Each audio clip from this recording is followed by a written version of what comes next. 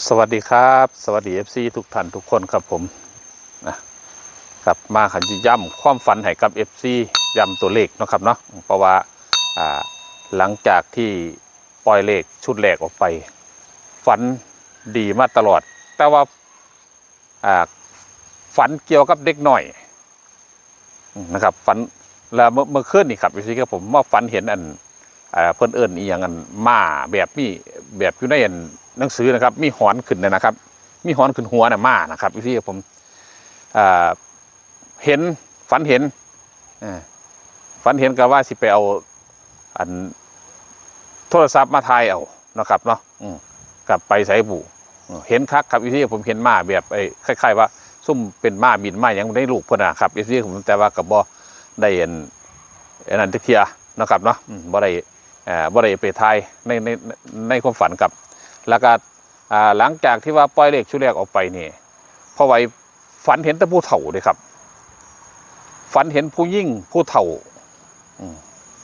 มา3 คนนะครับมากับบริวารเราเห็นเพิ่นก็เฮ็ดนั่นเฮ็ดนี่ยังกะย่างผ่านไปกะตื่นแล้วก็มาอีกมาช่วงหนึ่งอีกฝันว่าเจ้าของนี่ขี่รถไปไสบุ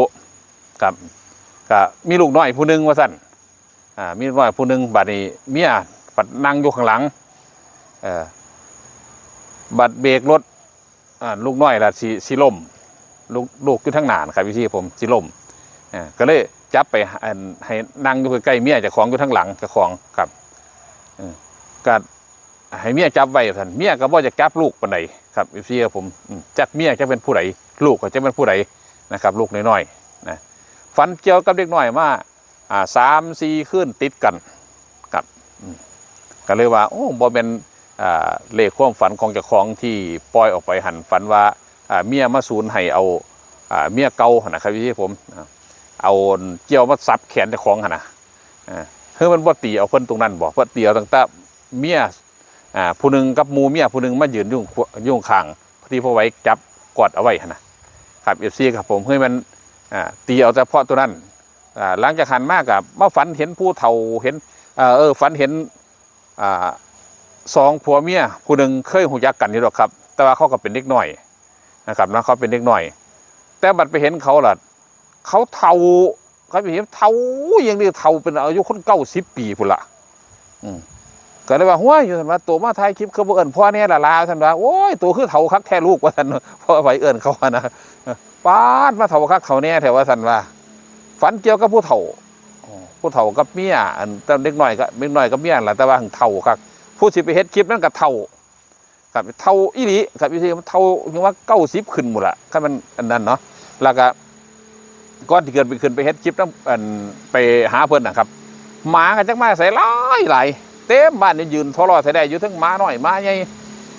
ให้มันเตี่ยวตั้งแต่6ccบ่เตี่ยว9ccบ่ว่าสั่นครับไอ้ที่ผมเพราะว่ามันเห็นผู้เฒ่าเกี่ยวกับผู้เฒ่าหลายนะครับนะแล้วก็มาย้ำอีกทีนึงก็คือฝันเห็นนั่นผู้หญิงกับเด็กน้อยนี่แหละเกี่ยวกับเด็กน้อยกับผู้หญิงเกี่ยวกับเด็กน้อยกับผู้หญิงก็ตลอดเวลาแต่ว่ามันบ่ได้เป็นตัวเลข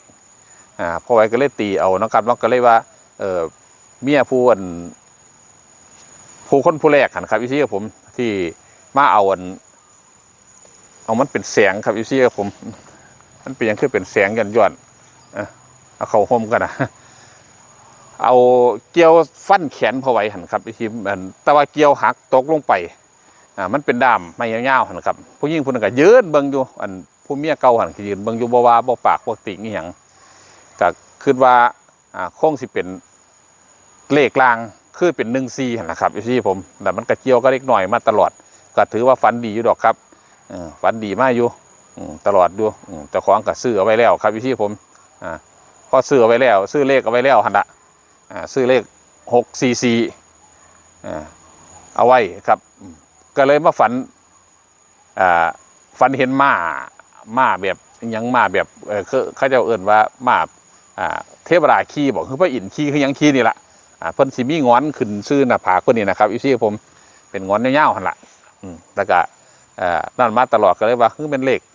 จะของเขาแล้วว่าสันดอกคือมันเป็นยังได้ว่าสันดอกฟันกว่านี้ซีเมนต์บอนอว่าขึ้นในใจอยู่ดอกครับอีซี่ผมแต่ว่าก็ซื้อไปแล้วก็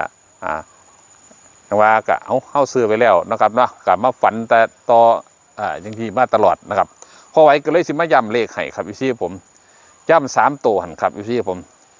644 944นะครับเด้อเพราะว่ามันฝันเห็นผู้เฒ่าก็สิมีเก่าอันที่644หันเอามาจากไสวะทีคือ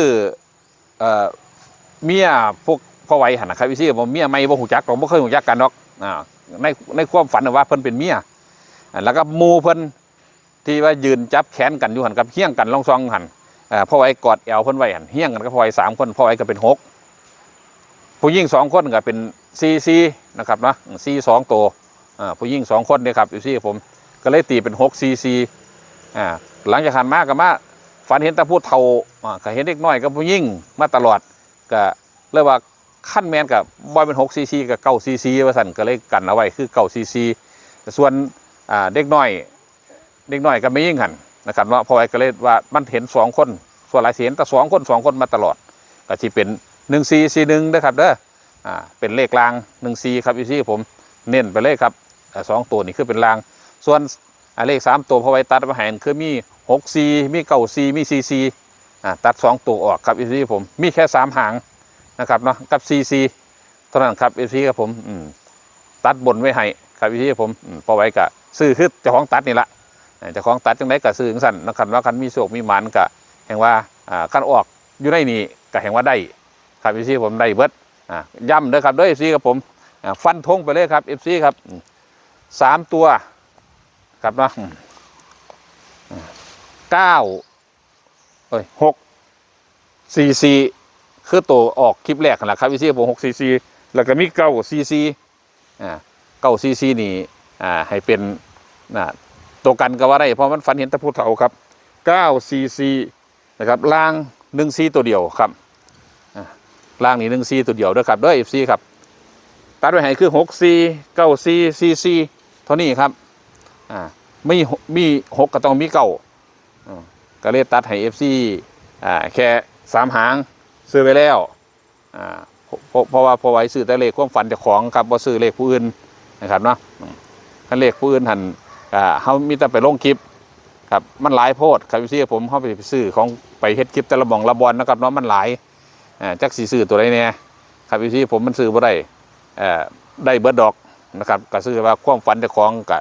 เอาแต่ความฝันเจ้าของไงล่ะฟันธงครับพี่ผมความฝันคือที่